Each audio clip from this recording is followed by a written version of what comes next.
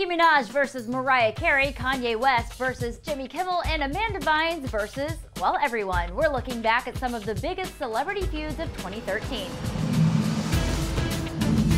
Hey everyone, I'm Elena Scantlin for ENTV. HollywoodLife.com has all the details. It's all fun and games until someone gets hurt, but in Hollywood, they usually make up. Well, sometimes. Jimmy Kimmel Live's parody of Kanye West's interview with BBC's Radio 1 poked fun at the star when he referred to himself as the #1 rock star on the planet.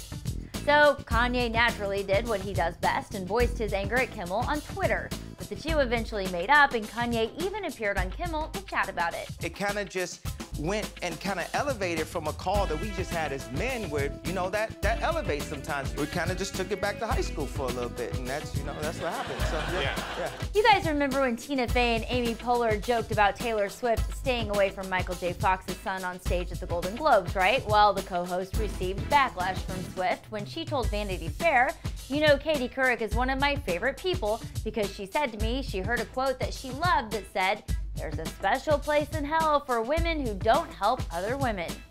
Ouch. Yet Swift also didn't hide her anger towards her ex, One Direction's Harry Styles, after their public breakup.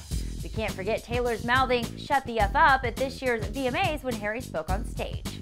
And speaking of 1D, the Wanted's Jay McGinnis made a comment about One Direction in an interview saying, "I think Styles has retained manners and a bit of dignity, but some of them, when they mouth off, it really gets under my skin."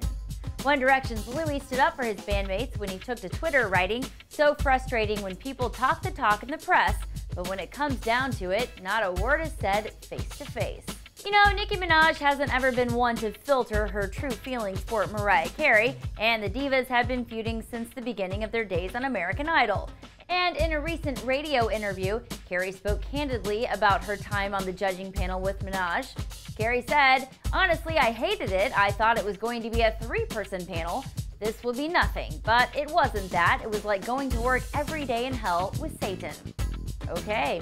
Miley Cyrus made her share of headlines this year, twerking on stage, even feuding with Drake when he dissed her twerking, blah, blah, blah. But when one-time controversial singer Sinead O'Connor wrote an open letter to Cyrus about over-sexualizing herself, Miley slammed the Irish singer on Twitter. Then O'Connor asked the We Can't Stop singer to apologize for her actions. Cyrus responded with this tweet, "Sinead, I don't have time to write you an open letter because I'm hosting and performing on SNL this week." Crickets. And we're giving the Bully of the Year award to none other than Amanda Bynes. It seems the one-time Nickelodeon star went a little crazy, to say the least, posting selfies on Twitter and reminding everyone of how ugly they are, not leaving out Drake, Rihanna, Sarah Hyland, Chrissy Teigen, Jenny McCarthy, and really the list goes on. She practically started a feud with everyone, but it seems like the star is calming down.